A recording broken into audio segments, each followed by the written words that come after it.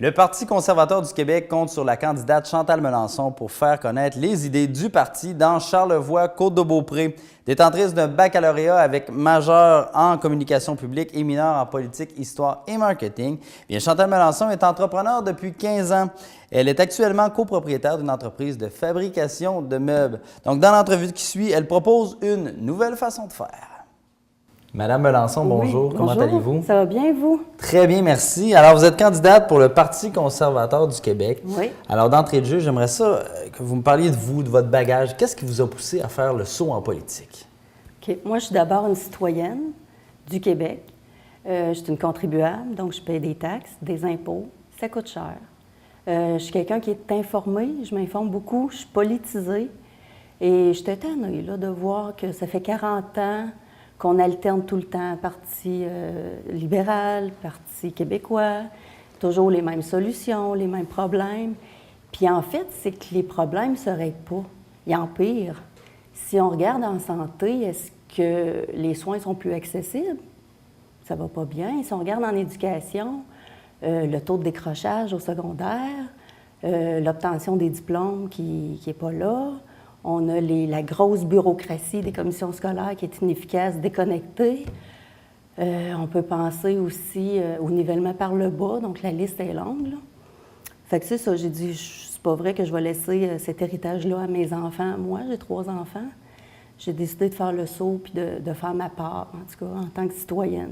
Vous gravitiez déjà autour du Parti conservateur et vous avez décidé de tenter une première expérience véritable en politique. Oui, c'est ça. Je travaillais avec le chef dans Montmorency, qui est la circonscription juste à côté. Comme on n'avait pas de candidat ici, dans Côte-de-Beaupré, Charlevoix, on me l'a offert, puis j'ai accepté parce qu'on a quand même plusieurs membres ici dans la circonscription, donc pour permettre à ces membres-là de voter pour et non de voter contre. On s'est dit, ben let's go, j'y vais, puis je fais mon possible.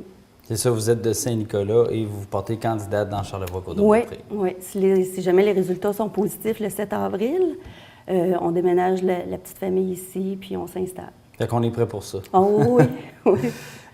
Pour moi, possiblement pour pas mal de gens à la maison, le Parti conservateur du Québec, c'est un parti qui est relativement nouveau. Alors peut-être pour nous éclairer à ce niveau-là, quelles sont les grandes lignes de ce parti-là? Bien, avant tout, ces valeurs, c'est la liberté individuelle, les droits individuels, et ça vient avec les responsabilités individuelles.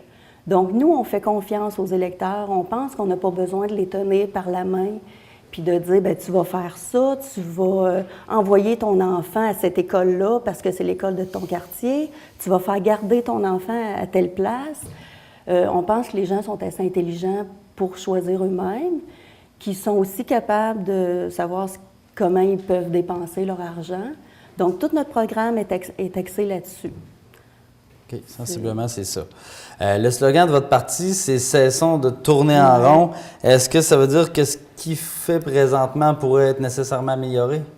Et il faut que ce soit amélioré. On s'en va vers le mur. Là, on est en train de le frapper. Si on regarde la dette du Québec qui n'arrête plus de monter, 265 milliards, ça, c'est 9 zéros. Puis ça s'en va pas vers le contraire, là. Ça s'en va toujours en augmentant. Fait que ça, au moins, on peut arrêter le compteur. Tu sais, peut-être pas rembourser la dette immédiatement parce qu'il y a beaucoup de ménage à faire, mais arrêter le compteur, que ça arrête d'augmenter. Puis ça, c'est quand même facilement faisable, là, avec... Puis c'est même pas des coupures, là, à blanc, là. C'est juste de réorganiser la gestion, de couper dans la bureaucratie qui est rendue trop lourde à supporter, puis de mettre les services là où on en a vraiment besoin, là, directement à l'individu. Donc, arrêter le compteur puis dire, bon, on repart sur de nouvelles bases maintenant. C'est ça. On remet tout. Je ne sais pas si vous voulez que je parle de nos programmes un petit peu. Bien oui, vous pouvez parler de vos programmes, mais si vous avez je pense que vos priorités en général au national s'appliquent également pour la circonscription. Exactement. Alors, quelles sont-elles? Si je parle, moi, ce qui me touche beaucoup, c'est l'éducation, évidemment, parce que j'ai des enfants. J'imagine que ça touche énormément de gens. En éducation, ce qu'on remarque, c'est que c'est la bureaucratie qui fait mal. Donc, nous, on se dit, on veut mettre l'élève au cœur de notre priorité. On veut donner le service à l'étudiant. Donc, l'argent suit l'étudiant. On veut rendre les écoles autonomes. Donc, c'est le directeur qui va devenir le patron, le directeur de chaque école, qui va avoir un budget puis qui va engager son personnel. Donc, si lui, c'est lui aussi qui est plus en mesure, et les enseignants qui sont plus en mesure de savoir c'est quoi les besoins de leur milieu. Besoins, effectivement. Donc, si, par exemple, il y a énormément de cas de TDAH, de déficit d'attention, bien, il va engager des spécialistes pour traiter ce problème-là. Donc, on lui donne un plein pouvoir. C'est ça. C'est lui qui décide c'est quoi les besoins. Donc, les écoles vont être en concurrence. Souvent, la concurrence, ça va faire que tu veux attirer les étudiants. Donc, ton offre va être bien meilleure. Et là, c'est le parent qui va décider, bien, moi, j'ai envie d'envoyer mon enfant à cette école-là ou à une autre. Puis, le problème est réglé. Donc, grâce à ça, on abolit les commissions scolaires, plus besoin. On coupe les emplois administratifs qui coûtent énormément cher. Cet argent-là, on la donne directement à l'étudiant. Donc, c'est un transfert d'argent, mais qui va aux bons endroits. Si je vous parle de la santé, présentement, on sait qu'une fois que les gens ont accès au réseau, ça va bien. Mais c'est d'y entrer dedans que c'est difficile. Donc, nous, on regarde ça. On a beaucoup analysé ce qui se faisait de mieux dans le monde. Donc, on a regardé le système en Allemagne, en Angleterre, en France, en Italie, au Danemark. Puis on se dit, qu'est-ce qu'ils font là-bas qu'on pourrait amener ici? Puis on parle de... C'est drôle parce que nous, notre programme, il est adopté depuis octobre 2013 et depuis le début des élections, ça fait au moins 10 idées que les autres partis reprennent.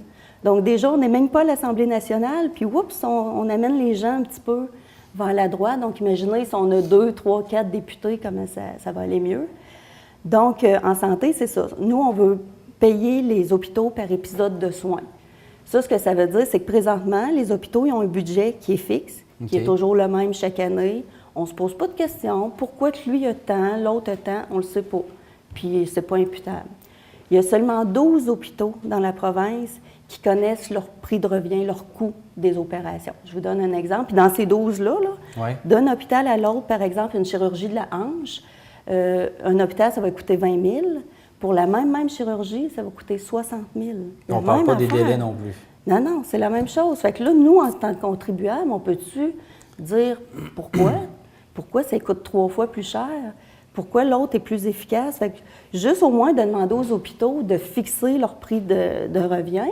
Nous, on va pouvoir poser des questions suite à ça. Les hôpitaux vont être plus performants. Puis, ils vont voir arriver le patient comme un client. Donc, au lieu de voir arriver le patient et de dire hey, « lui, il va me coûter de l'argent, ça coûte cher », donc, il ne veut pas en traiter beaucoup, il ne veut pas aller vite, il ne veut pas être efficace. Il va voir arriver le patient, puis ils vont dire « Oups, là, c'est un revenu, parce que le soigner, ça me donne de l'argent. » Donc, ils vont être obligés d'augmenter leur efficacité, leur productivité, puis là, il va y avoir de l'imputabilité, tout ça, on pense que la clé est là. Si on regarde la mixité publique-privée, on en parle beaucoup, là, je pense qu'on y est, on n'a pas le choix. Présentement, les médecins qui exercent au public n'ont pas le droit d'aller exercer dans le privé et vice-versa. Donc, nous, en 2008, on a établi que la moitié des médecins étaient prêts à faire 4 heures de plus par semaine s'ils opéraient dans le privé. Donc, il faudrait faire le calcul, là, 4 heures fois 4 médecins, ça donne combien d'heures pour passer des patients. Donc, déjà, de permettre de décloisonner les pratiques médicales, ça permettrait évidemment... de désengorger le système public. Et aussi de donner le choix aux personnes d'aller se faire traiter où ils veulent. Là. Effectivement.